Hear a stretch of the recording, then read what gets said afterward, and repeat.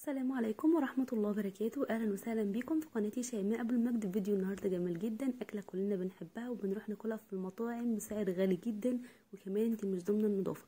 هنعمل مع بعض النهارده الفرايد تشيكن بطريقه سهله جدا وبسيطه، مع شويه من التوميه الجميله اللي عملناها الفيديو اللي فات. هتعجبكم جدا جدا. يلا مع بعض نشوف عملناها ازاي بكل سهوله.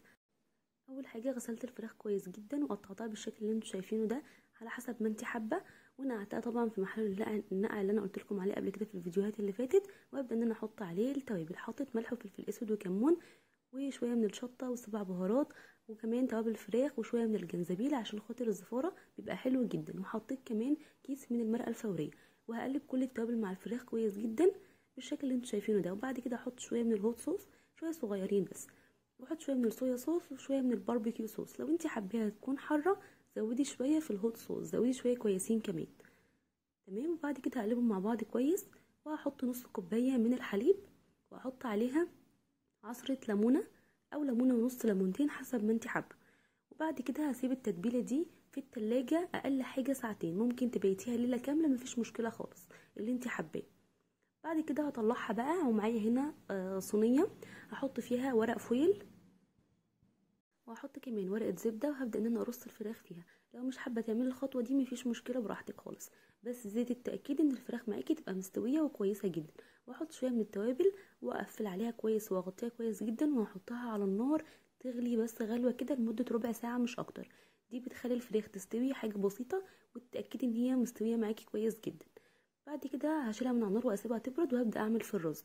معايا هنا شويه من البصل المتقطع طبعا قطع صغيره، وشويه من الزيت وقطعه من السمنه، وحطيت ملح وفلفل اسود، وهديهم تقريبا مع بعض. انا عايزه البصل معايا يدبل، مش ياخد لون ولا يحمر معايا.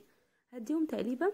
وبعد كده هحط ورقتين من اللوري، وهحط واحدتين من الحبهان، وثلاث وحدات من الكباب الصيني، واهم حاجه تكوني عارفه العدد عشان خاطر هنشيلهم بعد كده. وحطيت كمان عود من القرفه. هديهم تقريبا مع بعض. اول ما اشم ريحتهم هنزل بكركم وكاري نص معلقه ونص معلقه، وهديهم تقريبا مع بعض. وبعد كده هنزل عليهم بجزره صغيره مبشوره، بتدي الرز طعم حلو جدا بصراحه، بتنقله نقله تانية خالص.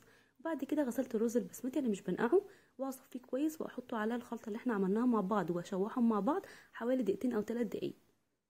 وهنزل بقى بالميه المغليه حوالي عقله كده فوق الرز، وهسيبهم بقى على نار متوسطه لحد ما الرز معانا يتشرب. وبعد كده اهدي النار شمعة لحد ما يستوي معانا. على ما الرز يستوي بقى هبدا ان انا اجهز معايا الفراخ واقليها.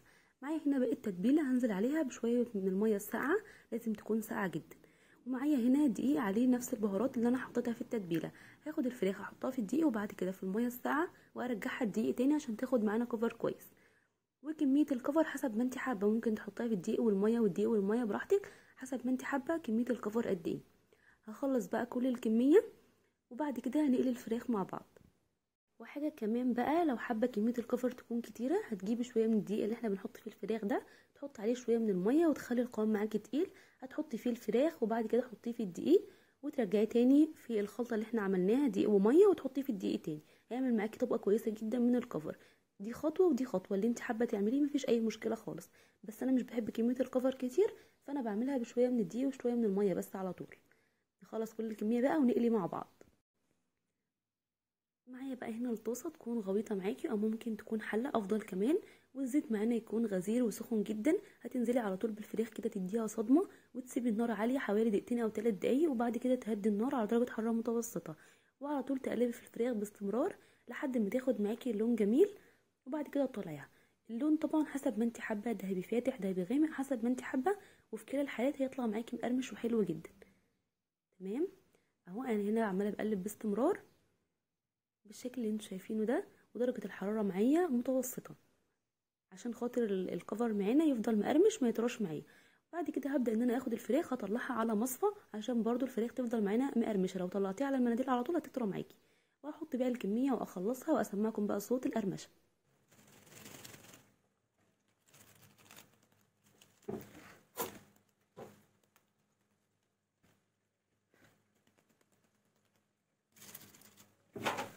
بس كده خلصت الطبق بتاعي.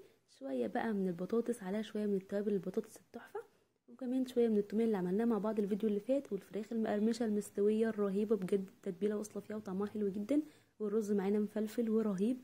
بجد جربوا الاكله دي في البيت هتعجبكم جدا، ومش تشتروها من بره تاني ابدا. ما تنسوش بقى لو الفيديو ده عجبكم تحطوا لي لايك وتشتركوا في القناه وتفعلوا زر الجرس عشان يوصل لكم كل الفيديوهات الجديده. واشوفكم على خير، والسلام عليكم ورحمه الله وبركاته.